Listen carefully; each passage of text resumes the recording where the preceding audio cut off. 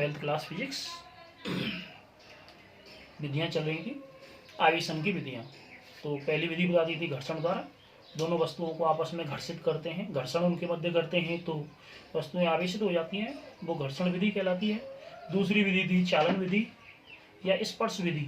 इसमें दोनों वस्तुओं को स्पर्श में ला करके, एक अनावेशित एक आवेशित थी, तो अनावेशित वस्तु पर भी आवेश उत्पन्न किया जा सकता है, तो वो कौन सी थी? चालन या स्पर्श विधि। लेकिन इस विधि के द्वारा समान प्रकृति का आवेश उत्पन्न किया जाता है। क्यों? क्योंकि एक अनावेशित थी, दूसरी आवेशित थी। जो आवेश था वही अनावेशित वस्तु पर पहुंच गया था, आवेश था जो।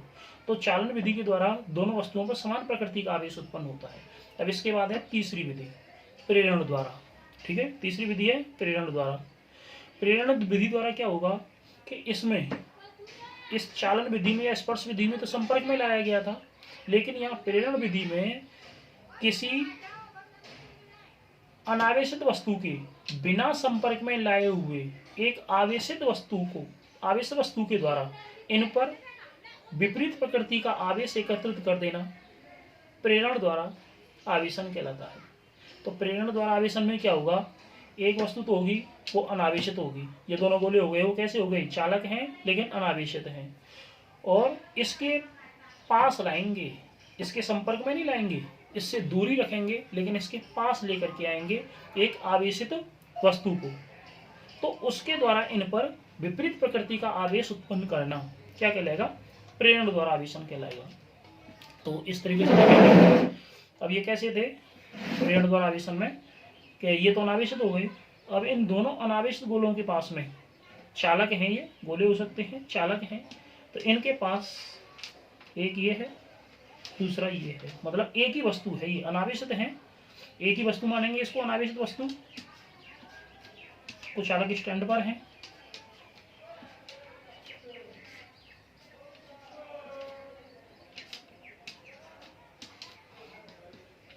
ठीक है, ये इनका कुचालक स्टैंड हो गया। कुचालक पहले बता रखा है, कुचालक स्टैंड क्यों लगाते हैं?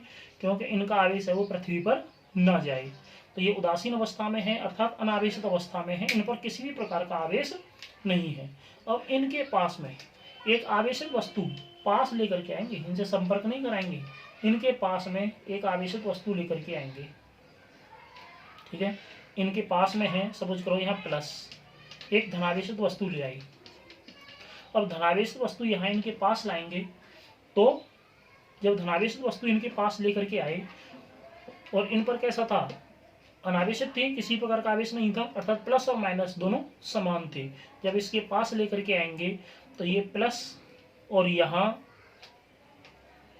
जो माइनस होगा वो आकर्षण बल कार्य करेगा, अट्रैक्टिव फोर्स कार्य करेगा, क्योंकि पहले बता रखा है कि इनके किन के मध्य जो विपरीत आवेश होते हैं उनके मध्य आकर्षण बल कार्य करता है, और समान आवेशों के मध्य होता है वो कैसा बल कार्य करता है? प्रतिकर्षण बल कार्य करता है। तो अब एक ये, दूसरा ये है पर एक ही वस्तु मानेंगे, इसको एक ही वस्तु मानेंगे।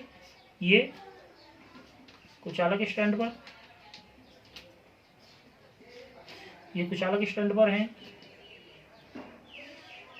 अब इनके पास क्या लेकर के आए थे? अब ये धनावेशित वस्तु लाए थे, आवेशित कहेंगे। ये कैसी वस्तु है? ये आवेशित है,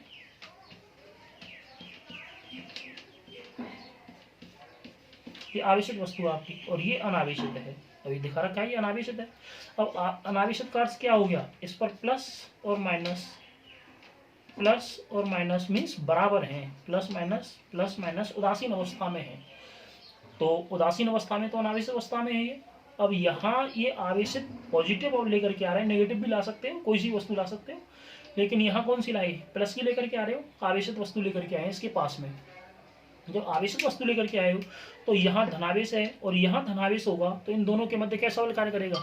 रिपल्सिव फोर्स कार्य करेगा, प्रतिकर्षण बल कार्य करेगा। तो प्रतिकर्षण बल के कारण ये कैसी थी? ये थी यहाँ, ये जो क्षण है या कोई वस्तु है ये कैसी थी? प्लस थी, ये धनावेश है। तो यहाँ इस गोले का जितना भी माइनस होगा वो यहाँ, और इसका भी इस पर ही आ जाएगा। मतलब ऐसी अवस्था में देखोगे तो यहाँ माइनस था वो तो इस पर इकट्ठा हो गया, इस भाग पर, और दूसरा जो प्लस था प्रतिकर्षण बल के कारण वो यहाँ चला जाएगा। इस तरीके से अलग अलग भागों पर बट जाएगा। इन दोनों के संपर्कित भाग थे, इन पर यहाँ से एक ही वस्तु मान एक ही वस्तु थी। अब यहाँ क्या हुआ, जो धनावेश था वो तो प्रतिकर्षण बल के कारण धनावेश था इसका, वो यहाँ चला गया, और ऋणावेश आकर्षण बल के कारण यहाँ कौन सा लगा, आकर्षण। ठीक है, यहाँ रहेगा कौन सा, प्रतिकर्षण। पहले बता दिया आपको कि समान आवेशों के मध्य होता है वो कैसा बल कार्य करता है, प्रतिकर्षण, और समान के मध्य लगता है वो तो प्रतिकर्षण, और विपरीत के मध्य लगता है वो आकर्षण होता है। तो ये आकर्षण बल के कारण माइनस यहाँ जाएगा, प्लस यहाँ जाएगा। अब इन दोनों गोलों को क्या करें, ये तो कुचालक स्टैंड था ही, कुचालक स्टैंड पर दे, कुचालक स्टैंड पर दे। अब इनको अलग अलग कर दें, इसको हटा दें, दोनों गोलों को हटा, इनको अलग अलग कर दें और इस वस्तु को भी हटा दें। तो यहां से देखोगे एक ये, दूसरा ये। अब इन दोनों को हटा दिया तो इस पर कैसा रहा, माइनस, और इस पर कैसा है, प्लस, सेम।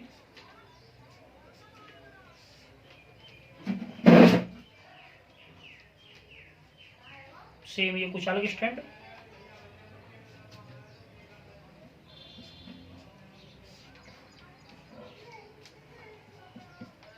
ये कुचालक स्टैंड हो गया आपका। ठीक है, और इसको हटा दिया तो अलग अलग कर दिया इसको, ये क्या कहलाता है, कुचालक स्टैंड, जैसे पहले बता दिया है।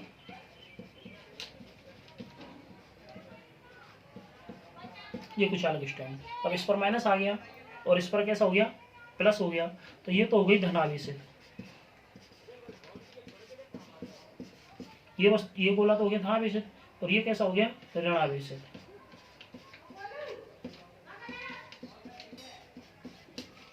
दोनों की प्रकृति कैसी हो गई, दोनों की प्रकृति विपरीत हो गई। तो प्रेरण के द्वारा इस वस्तु को इसके संपर्क में नहीं लेकर के आई, कहाँ रखा, दूर रखा ना, ये इससे दूर है, लेकिन प्रतिकर्षण बल के कारण इस पर जो सेम चार्ज था वो दूसरे भाग पर चला गया, और जो अपोजिट चार्ज था वो इस वाले भाग पर आ गया। अब इसके बाद अलग कर दिया है इनको और इसको हटा दिया, तो क्या हुआ, इस पर नेगेटिव आ गया और इस पर पॉजिटिव आ गया। तो दोनों गोलों पर कैसा हो गया, अलग अलग आवेश हो गया। और ये पहले कैसे थे, उदासीन थे, अनावेशित थे, अब ये कैसे हो गए, आवेशित हो गए।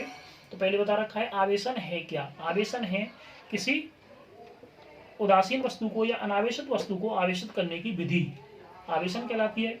और ये कैसी थी, प्रेरण विधि थी। इसमें इस आवेशित वस्तु को इसके संपर्क में नहीं लाए थे, इसके बिना संपर्क में लाए हुए आवेश उत्पन्न करने की प्रक्रिया या विधि क्या कहलाती है, प्रेरण द्वारा आवेशन कहलाता है। ये समझ में आया होगा, प्रेरण द्वारा आवेशन। तो आवेशन की यहाँ 3 विधियां समझाई थी, 3 विधियां दे रखी थी, तो आपके समझ में आ गई होगी। पहली विधि थी घर्षण विधि, दूसरी है चालन या स्पर्श विधि, और तीसरी है प्रेरण विधि। तो ये प्रेरण विधि थी, तो तीनों विधियां समाप्त हुई। समझ में आया होगा। धन्यवाद।